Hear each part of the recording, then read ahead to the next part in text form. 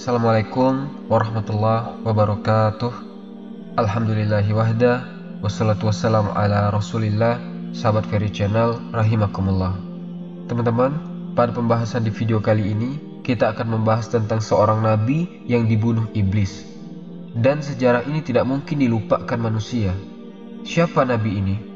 Dan bagaimana pula kemudian iblis bisa membunuhnya? Nabi ini dicatat di dalam Taurat, dicatat dalam Injil, dan disebutkan di banyak ayat di dalam Al-Quranul Karim. Dan Nabi ini sangat ma'ruf karena putranya ada erat kaitan dengan Nabi kita yang mulia alaihi salatu wassalam. Dialah Nabiullah Zakaria, ayahanda daripada Yahya ibn Zakaria alaihi salatu wassalam. Bagaimana kisahnya? Teman-temanku seiman, Nabiullah Zakaria alaihi salatu wassalam hidup di zaman yang sangat mulia, di tempat yang sangat mulia, dan di lingkungan yang sangat mulia. Dia hidup di Baitul Maqdis, tempat yang sangat mulia, dan di sekitarnya para ruhban, ahli-ahli ibadah, orang-orang soleh yang mengabdikan hidup mereka untuk kemaslahatan Baitul Maqdis dalam rangka mendekatkan diri kepada Allah Subhanahu wa Ta'ala. Bahkan dia sejaman dengan keluarga yang sangat mulia yang dicantumkan dalam Al-Quranul Karim yang disebut dengan Ali Imran, keluarga Imran. Dan putranya adalah manusia yang sangat mulia, Yahya ibn Zakaria alaihi salatu wassalam. Teman-temanku seiman yang dimuliakan Allah Azza wa Jalla, kisahnya tersebar dalam Al-Quran, di dalam surah Ali Imran, di dalam surah Al-An'am, di dalam surah Maryam, di dalam surah Al-Anbiya, dan surah-surah yang lainnya. Ini menunjukkan bahwa Nabiullah Zakaria adalah nabi yang sangat mulia karena banyak diceritakan dalam Al-Quran. Teman-temanku seiman, sebelum kelahiran Al-Masih Isa bin Maryam, Zakaria adalah salah satu kibar Rabbaniyun, salah satu seniornya, orang-orang soleh yang tinggal di Baitul Maqdis. Dia bersama orang-orang yang mengkhidmatkan kehidupan mereka di Haikal, di Baitul Maqdis. Dan Imran adalah ayahanda Maryam, adalah imam bagi mereka, bahkan orang besar mereka, sebagaimana juga istrinya Hana, juga wanita yang soleha. Dan masih ada hubungan saudara dengan Nabiullah Zakaria alaihi salatu wassalam, dan juga nenek dari Nabi Isa alaihi salam. Teman-temanku seiman yang dimuliakan Allah Subhanahu wa Ta'ala, Allah Subhanahu wa Ta'ala menguji Nabiullah Zakaria dengan lama tidak punya anak, mandul, hingga ia terus berdoa kepada Allah tidak bosan-bosannya. Dalam riwayat dikatakan selama 70 tahun Nabi Zakaria berdoa kepada Allah agar dikaruniai anak. Ketika umur 100 tahun Nabi Zakaria Allah kabulkan doanya. Istrinya Nabi Zakaria saat itu umurnya 90 tahun. Maka lahirlah putra Nabi Zakaria, yaitu Yahya ibn Zakaria. Di sini saya ringkas kisahnya. Saya tidak hendak menceritakan tentang kisah Zakaria dari awal sampai akhir, tapi saya ingin bercerita titik poin tentang kisah yang kita bahas ini, teman-teman. Bagaimana iblis bisa membunuhnya? Bagaimana bisa iblis membunuh Nabiullah Zakaria alaihissalatu wassalam, dan bagaimana kisahnya? Jadi teman-teman, saat Nabi SAW suatu ketika datang kepada Nabi Zakaria dalam peristiwa Mi'raj. Jadi Nabi SAW dalam peristiwa Mi'raj itu berjumpa dengan banyak para nabi, mulai daripada Nabi Adam alaihissalatu wassalam, kemudian berjumpa dengan Nabi Yusuf alaihissalam, berjumpa dengan Nabi Idris, berjumpa dengan Nabi Isa alaihissalam, berjumpa dengan Yahya alaihissalam, berjumpa dengan Musa alaihissalam, berjumpa dengan Ibrahim alaihissalam, dan para nabi yang lainnya. Termasuk juga Nabi SAW berjumpa dengan Nabiullah Zakaria alaihissalatu wassalam. Lah, ketika Nabi SAW berjumpa dengan Nabi Zakaria dalam peristiwa Isra dan Mi'raj, sebagaimana yang dikeluarkan Al-Imam Ishaq ibn Bishir dalam kitabnya Al-Mubtada dari Amr ibn Maimun, dari bapaknya dari Abdullah ibn Abbas radhiyallahu anhuma, maka Nabi SAW mengatakan, "Ya Aba Yahya, akhbirni an qadlika kaifakan." Wahai bapak daripada Yahya, maksudnya Zakaria, habarkan kepadaku bagaimana cara kematianmu, bagaimana Bani Israel bisa membunuhmu.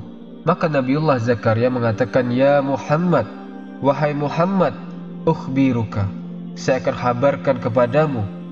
Ana Yahya, kana khairu ahli zamani, wa kana ajmaluhum wa asbahuhum wajhan.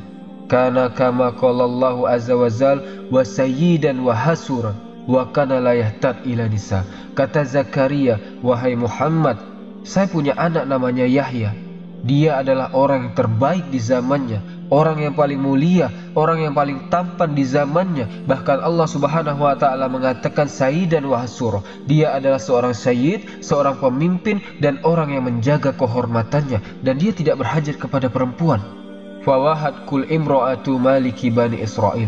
Tiba-tiba seorang wanita, putri raja dari Bani Israel, suka dengan putraku Yahya ini. Wakanat baghiyah, dan wanita itu adalah wanita pelacur.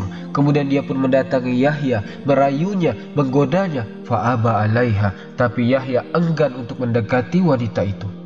Akhirnya, karena ditolak oleh Yahya, kemudian wanita itu pun berniat untuk membunuh putraku Yahya ini. Dari situ kemudian dia menghasut bapaknya yang seorang raja. Kemudian raja pun mengutus pasukannya untuk menangkap dan membunuh putraku. Maka berangkatlah pasukan itu, kemudian dia menangkap dan membunuh putraku Yahya. Setelah membunuh putraku Yahya, kemudian mereka pun mentargetkan diriku untuk dibunuh. Karena tahu akan dibunuh, maka aku pun lari ke dalam hutan dan aku melihat sebuah pohon. Maka aku kemudian datang ke pohon itu, dan pohon itu memanggil-manggil diriku dan mengatakan, ya Zakaria, ilayya, ilayya. Kemarilah, kemarilah, masuklah ke dalam pohon. Akhirnya kemudian Nabiullah Zakaria masuk ke dalam pohon itu yang terbelah, kemudian tertutup kembali. Allah takdirkan iblis ketika itu melihatnya. Iblis melihat Nabi Zakaria bersembunyi di dalam pohon itu. Maka kemudian ketika datang pasukan yang mencari Nabi Zakaria, maka iblis tidak tinggal diam. Dia menjelma menjadi manusia dan mengisyaratkan kepada orang yang sedang memburu Zakaria dan mengatakan bahwa Zakaria berada di pohon itu. Pasukan raja ini tidak langsung percaya begitu saja. Akhirnya kemudian mereka meminta bukti. Maka iblis membuktikan dengan ridanya. Kain yang ada di belahan pohon itu yang muncul keluar. Akhirnya kemudian mereka pun membawa gergaji besar, kemudian menggergaji pohon itu, dan Zakaria yang ada di dalam pohon itu pun meninggal, terbelah menjadi dua. Meninggallah Nabi Zakaria. Maka Nabi SAW bertanya lagi, apakah engkau merasakan sakit ketika gergaji membelah badanmu, wahai Zakaria? Maka Zakaria mengatakan, la, tidak, yang merasakan sakit itu adalah pohon. Karena Allah Subhanahu wa taala telah mencabut ruhku sebelum gergaji itu sampai di badanku. Dari sini menunjukkan bahwa sebab kematian Zakaria yang mengisyaratkan siapa? Iblis. Iblis laknatullah. Tapi teman-teman, riwayat ini disebutkan oleh Imam Ibnu Katsir rahimahullahu taala dalam kitab Al-Bidayah wa Nihayah. Ibnu Katsir mengomentari riwayat ini bahwa hadis ini lafadznya aneh. Sangat heran. Kemudian kalau sampai dimarfukan kepada Rasul, maka ini mungkar. Karena ini menyelisihi hadis-hadis yang sahih. Karena dalam hadis-hadis Isra dan Mi'raj tidak disebutkan Zakaria, tapi hanya disebutkan dalam hadis-hadis yang sahih itu Nabi SAW lewat kepada Yahya dan juga Isa, dan keduanya adalah Ibnul Qola. Teman-temanku seiman, artinya bahwa hadis ini masih diperbincangkan tentang kesahihannya. Apalagi hadis ini dikatakan mungkar dan menyelisihi hadis-hadis yang sahih. Akan tetapi teman-teman, tersebar beberapa kisah Israiliyat tentang kematian Nabi Zakaria. Bagaimana Zakaria bisa dibunuh? Ada 3 riwayat yang masyhur yang disebutkan dalam kisah Israiliyat. Saya akan ringkaskan ketiganya. Yang pertama, ketika Zakaria mendengar terbunuhnya putranya Yahya alaihissalatu wassalam, yang kemudian kepalanya dipenggal, dan kepala Yahya ini diletakkan di sebuah bejana yang terbuat dari emas, kemudian dibawa kepada seorang raja yang zolim, suruhan seorang wanita pelacur. Maka ketika mendengar hal itu, marahlah kaumnya Nabi Zakaria. Bagaimanapun Yahya seorang nabi, putranya Nabi Zakaria, bagaimana mungkin bisa dipenggal lehernya, kemudian kepalanya dibawa untuk menjadi mahar seorang raja? Lah ketika kaumnya Zakaria ini hendak membunuh sang raja zolim itu, namun raja ini mendahului kaumnya Zakaria dan justru menyuruh pasukan untuk membunuh Nabi Zakaria. Maka Nabi Zakaria alaihissalatu wassalam lari ke dalam hutan. Kemudian sampailah ke sebuah pohon. Ini satu riwayat. Riwayat yang kedua, ketika Nabiullah Zakaria alaihissalatu wassalam mendengar bahwa Yahya ibn Zakaria ini terbunuh secara zolim di tangan Bani Israel, kemudian Nabi Zakaria pun menjadi target orang kedua yang dicari-cari oleh Raja Bani Israel ini. Mendengar itu, maka akhirnya Nabi Zakaria pun lari ke dalam hutan, kemudian berjumpa dengan sebuah pohon besar. Ini riwayat yang kedua. Dan riwayat yang ketiga teman-teman, bahwa tidak ada kaitan antara Zakaria dengan terbunuhnya Yahya. Akan tetapi riwayat ini ketika Maryam bintu Imran hamil dan melahirkan Isa ibn Maryam, dan ketika itu orang yang memasuki mihrab Maryam itu adalah Zakaria, mulailah orang-orang kemudian menuduh akan dua manusia yang sangat mulia. Jangan-jangan kedua orang ini yang telah melakukan perzinahan dengan Maryam. Jadi orang-orang Yahudi menuduh dua orang ini telah melakukan perzinahan dengan Maryam. Yang pertama menuduh Yusuf An-Najjar. Yusuf An-Najjar adalah seorang ahli ibadah yang berada di dalam masjid Baitul Maqdis. Kemudian yang kedua mereka menuduh Zakaria yang telah berzina sehingga melahirkan Isa ibnu Maryam. Lah sebab itulah akhirnya kemudian Zakaria pun menjadi target pembunuhan orang-orang Yahudi.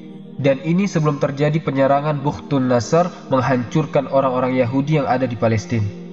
Akhirnya kemudian Zakaria pun ketika mendengar dia menjadi target sang raja, maka dia pun kabur. Dia pun lari masuk ke dalam hutan.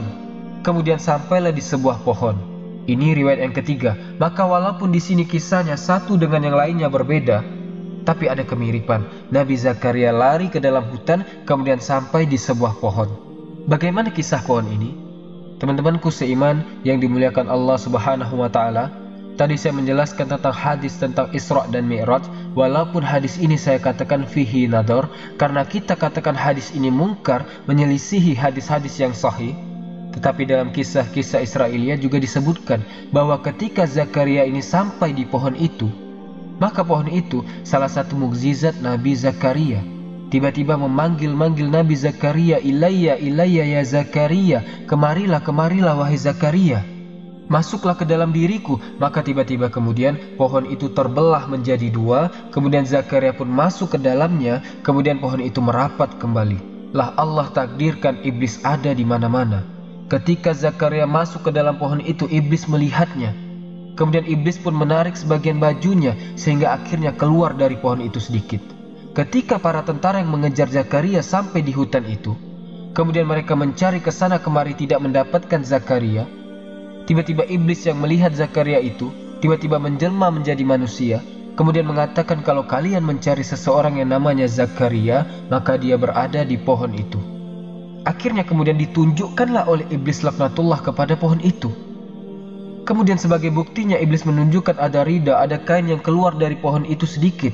Kemudian iblis mengatakan kalau kalian tidak percaya ini, ada pakaiannya yang muncul keluar dari pohon. Kemudian ketika mereka hendak membakar pohon itu, maka iblis memberikan syarat agar jangan dibakar tapi gergajilah pohon itu. Akhirnya kemudian mereka pun mengambil gergaji besar dan menggergaji pohon itu. Akhirnya Zakaria terbelah menjadi dua.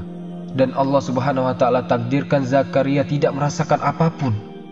Yang merasakan sakit hanyalah pohon, karena ruh Zakaria sudah dicabut sebelum gergaji itu sampai menempel di badannya. Tapi teman-temanku seiman, sekali lagi ini kisah-kisah Israiliyat. Kisah-kisah yang tidak ada sanadnya dalam hadis-hadis Nabi SAW. Karena kalau kita melihat Al-Quran, tidak menjelaskan kematian Zakaria ataupun kematian Nabi Yahya. Kemudian juga dalam hadis-hadis yang sahih, tidak dijelaskan bagaimana kematiannya. Jadi, kisah-kisah ini muncul sebagiannya dari hadis-hadis yang tidak jelas, dan sebagiannya dari kisah-kisah Israiliyat yang terdapat dalam Injil ataupun Taurat, wallahu a'lam. Yang jelas bahwa secara umum Allah Subhanahu wa Ta'ala berfirman tentang kekejaman orang-orang Yahudi dalam Quranul Karim, bagaimana mereka suka membunuh para nabi. Zalika bi annahum kanu yakfuruna bi ayatillah wa yaqtuluna al-anbiya bi ghairil haqq. Zalika bima asaw wa kanu ya'tadun. Orang-orang Yahudi adalah orang-orang yang kufur dengan ayat-ayat Allah. Mereka membunuh para nabi dengan tanpa hak, tanpa alasan yang benar. Zalika bima asaw. Yang demikian itu karena mereka orang-orang yang melampaui batas, karena berani membunuh para nabi, sehingga Allah mengatakan farikon kazabtum wa farikon taktulun. Sebagian kelompok mendustakan para nabi dan sebagian kelompok membunuh para nabi. Adapun bagaimana cara membunuhnya ataupun cara dibunuhnya Zakaria dan Yahya dalam Al-Quran dan hadis yang sahih tidak disebutkan bagaimana caranya, bagaimana bentuknya, tapi datang dalam bentuk kisah-kisah Israiliyat saja. Mudah-mudahan menjadi sebuah pengetahuan. Subhanakallahumma wa bihamdika asyhadu an la ilaha illa anta astaghfiruka wa atubu ilaik. Allahu ta'ala a'lam. Assalamualaikum warahmatullahi wabarakatuh.